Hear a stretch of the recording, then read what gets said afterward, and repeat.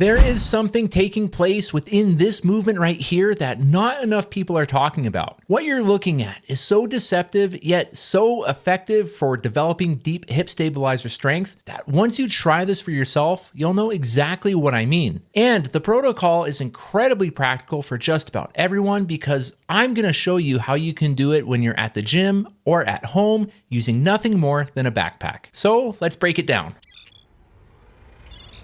So what's going on here? Well, I'm demonstrating how you can force your brain to talk to and wake up a few very important hip muscles that it sometimes doesn't recruit enough in our daily lives or when we try and strengthen these particular muscles with traditional double leg exercises. Okay, but why show you this? Because when these muscles aren't stimulated enough on a regular basis, which is actually surprisingly common, they become weak and unhealthy, leading to all sorts of annoying or even debilitating aching sensations in your hips or even in your lower back. And this simple movement and upcoming protocol I'm going to show you will help to prevent that from happening. If these muscles we're about to target aren't healthy and happy, you might notice that your hips either feel intermittently or even chronically sore and achy. And this is typically felt anywhere along the outer region of your hip, and it's notably common in the region right where your phone or wallet would make contact with your hip as you begin to slide it into your back pocket.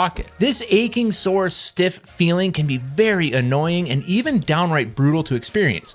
And believe me, I would know. Now, I'm a physical therapist, but like you, I'm also only human. And this stuff happens to us all. There are a number of these deep hip stabilizer muscles that can become unhealthy, sore, and achy. But within this video, as with my other videos, I'm keeping things simple and I'm gonna focus on two particular muscles, which are the glute medius and the glute minimus. But yes, for those of you that enjoy your anatomy, you'll know that other muscles around the hip, such as the gemelli and the obturator muscles, among others, are still at play here. To be clear, I'm not strictly against the more popular double leg glute medius and glute minimus exercises you might often see, such as banded monster walks and lateral straight leg walks and side-lying leg lifts, and so on, as all of these more common exercises still have a valuable time and place and are absolutely worth doing. However, practicality and convenience set aside, there are two particular limitations with many of these more popular exercises that I feel the general population might not be aware of. And if you understand these limitations, you can then open up an entirely new world to effective deep hip stabilizer strengthening exercises. The first limitation is that we know that the brain just isn't as interested in talking to these deep hip stabilizer muscles when we're standing on both feet compared to standing on one. Now, to really pick on these muscles, we need to take away any extra help that they can get and sort of put them on an island, if you will, and a single leg stance is an outstanding way to do so. The second limitation is that while your brain will indeed activate some of these stabilizers with exercises such as banded monster walks, this activation or stimulation, it typically doesn't occur to the same extent when it's performed solely via hip abduction, which is the name of the movement we produce when we pull our leg away from the midline of our body. The glute medius and glute minimus play an important role in producing this particular movement, so naturally, many people perform this type of movement in an attempt to target and strengthen them. And again, this is not a bad idea because that does indeed challenge them, but there's something worth knowing here. As I've gone into detail in another video, half of your glute maximus, which is your big rump muscle, attaches onto your IT band, meaning that this muscle is responsible for producing a significant portion of hip abduction. Most folks might know that this muscle, which is the largest of the three gluteal muscles, produces hip extension, but they don't realize that it also plays a significant role in pulling your leg out to the side. So this simply means that with many traditional glute medius strengthening exercises, glute max is helping out way more than we would otherwise like it to. But I can already hear you here. But Jim, you're performing hip abduction with this exercise you're showing here,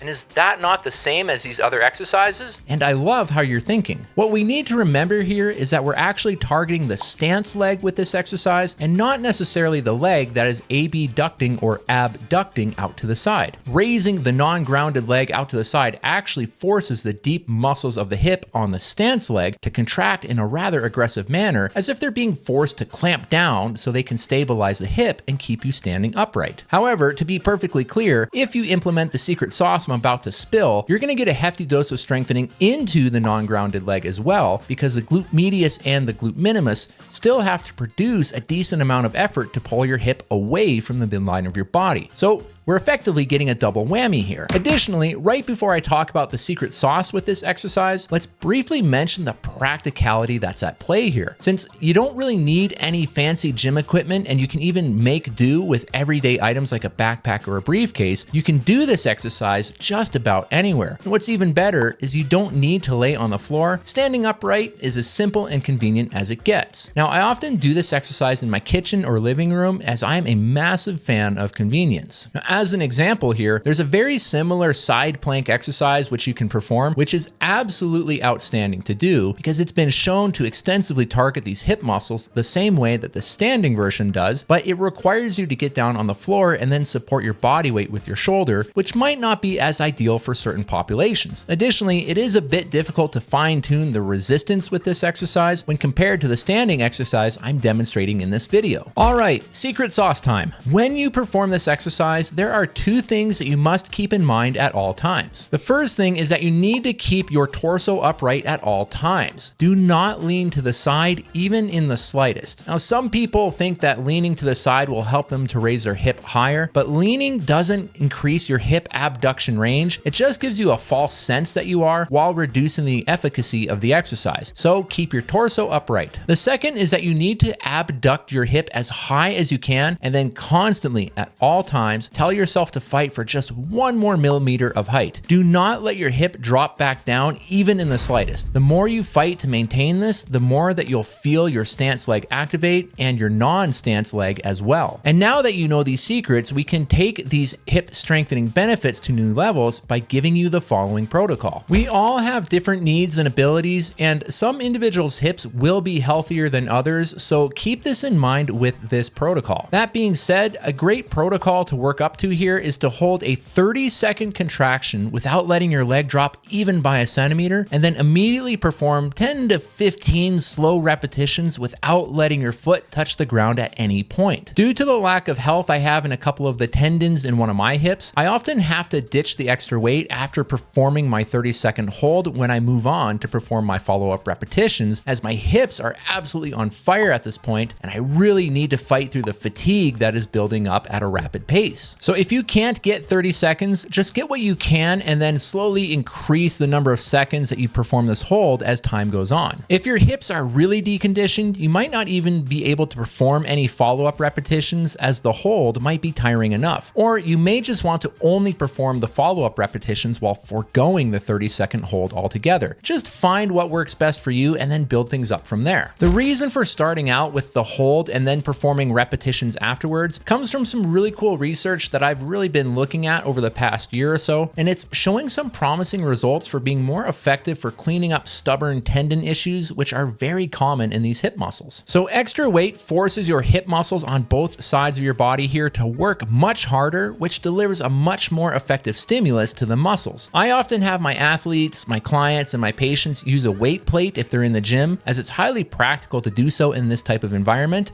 or if you have access to gym equipment. However, not everyone does, but most everyone has access to a backpack, a briefcase, a suitcase, or something similar that can be loaded up with enough weight to give you all the challenge that you need. And with these objects, you've got a perfectly placed handle to hold on to, making this an exercise that's not only practical, but highly convenient as well. Now, of course, you can do this movement freestanding and still get a hefty stimulation. It just really depends on your overall strength and health of your hips and your balancing abilities as well. Personally, I always like having something to lightly rest my hand on, as that way I don't lose my balance and I can really focus on what's going on with my hips, but just find what works best for you. Practicality, effectiveness, simplicity, stronger hips, healthier hips. There's just a lot of good stuff going on here, and if you found anything within this video to be of benefit or enjoyment, please consider doing this, and if you feel like you want to, consider doing that if you want to stay up to speed on all the content I'm producing here on this channel. And if you thought that this video had some cool concepts, wait until you watch this video right here, which will continue to deepen your knowledge and understanding of how to make some great things happen for your body. And in the meantime, keep making great things happen.